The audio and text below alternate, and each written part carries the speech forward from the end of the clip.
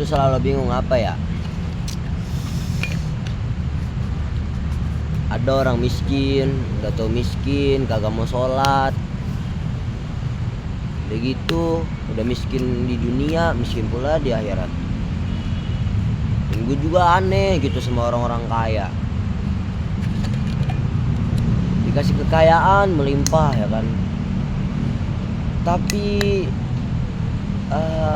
saking sibuknya sama hartanya, ngelola harta itu simpen, tapi dia kok makin jauh gitu sama Allah Subhanahu wa taala.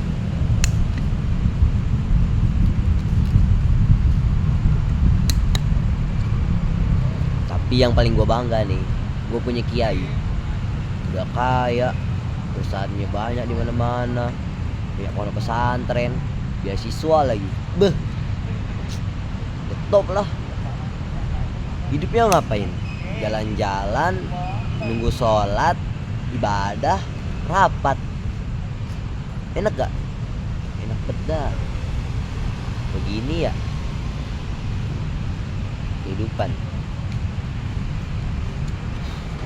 Ingat bro, ad-dunya sijnul mu'min wa jannatul kafir, wal akhirah sijnul mu'min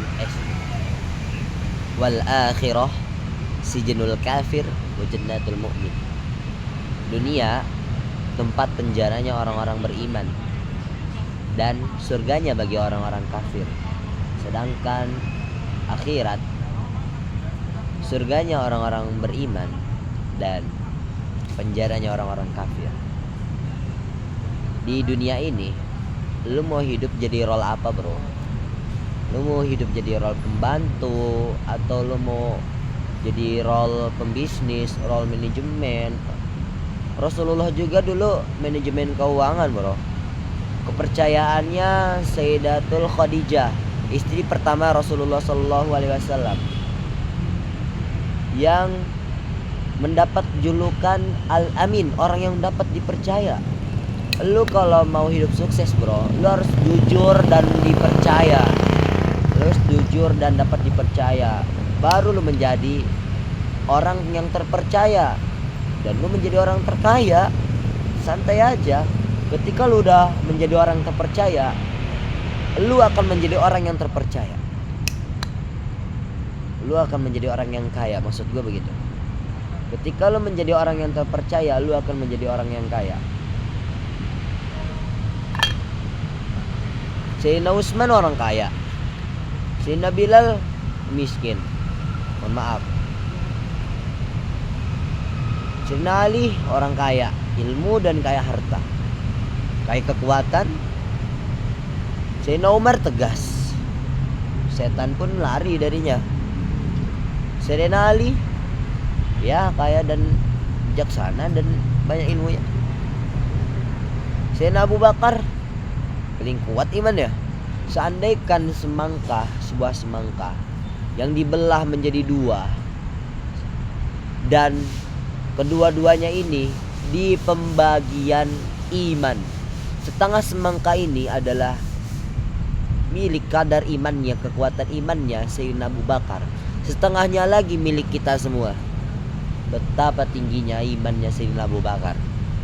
Setiap sahabat Rasulullah berbeda-beda julukan. Setiap sahabat Rasulullah berbeda-beda sifatnya, enggak semua sama.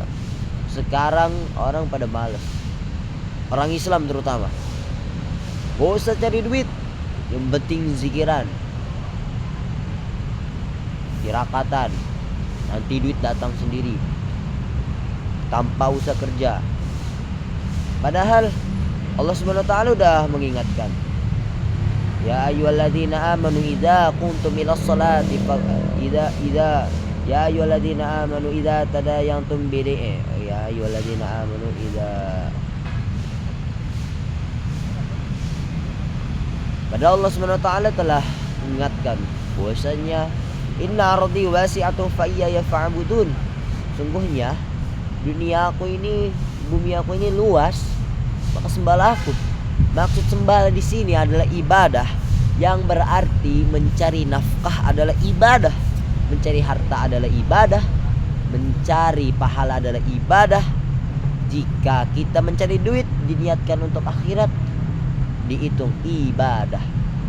Selain mendapatkan kekayaan, kita akan mendapatkan pahala di sisi Allah Subhanahu wa ta'ala.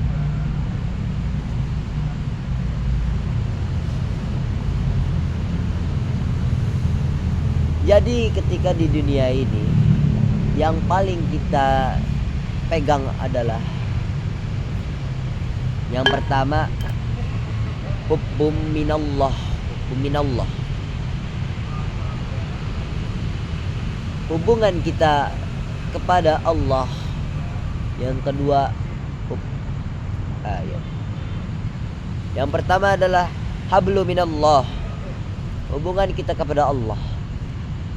Ketika kita sudah berhubungan kepada Allah dengan baik, berusaha tidak untuk bermaksiat, walaupun bermaksiat kita bertaubat. Itu dia kuncinya. Orang iman itu bukan 24 jamnya tidak melakukan maksiat. Oh, tidak. Menurut Imam Al-Ghazali, beliau berkata, orang yang beriman adalah ketika dia melakukan perbuatan maksiat, dia kembali lagi untuk bertaubat. Taubat, kata Imam An-Nawawi rahimakumullah di dalam kitab Riyadhus Shalihin menerangkan bab taubat, yaitu yang pertama dia menyesali perbuatannya tersebut, dosa tersebut dia menyesali senyesal-nyesalnya. Yang kedua dia berjanji tidak melakukannya lagi. Yang ketiga dia menambal perbuatan maksiat tersebut dengan perbuatan amal ibadah yang baik.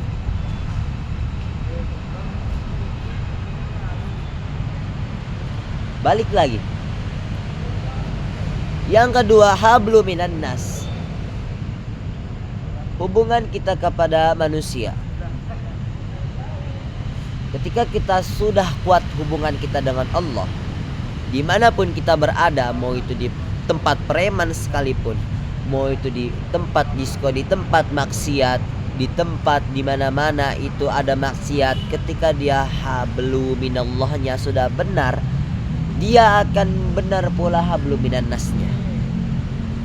Dia akan kuat karena di dalam dirinya tertancap Allah bersama aku.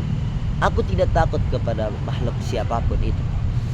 Ketika dia yakin ada Allah di dalam hatinya, maksudnya di dalam dirinya Allah bersamanya, dia yakin dia akan berbaur dengan siapapun itu, tidak memandang sebelah mata karena itu semua adalah makhluknya Allah. Preman yang menciptakan siapa? Allah. Penzina yang menciptakan siapa? Allah. Ustadz yang menciptakan siapa? Allah. Bahkan orang yang paling buruk yang menciptakan siapa? Allah. Ketika dia sudah hablu minan nas, yang kedua itu sudah sukses. Yang ketiga, mencintai para ulama, mencintai para nabi. Ulama itu siapa? Orang yang ahli di dalam ilmu. Ilmu yang paling utama bagi seorang muslim adalah ilmu agama, ilmu din, ilmu agama. Yang kedua, ilmu dunia. Maka Imam Syafi'i, man arada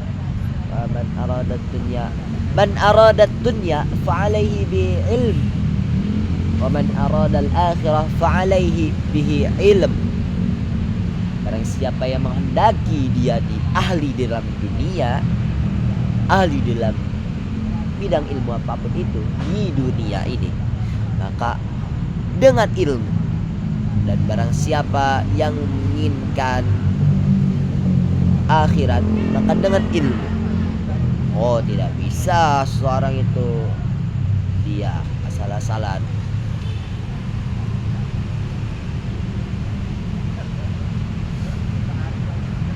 Jadi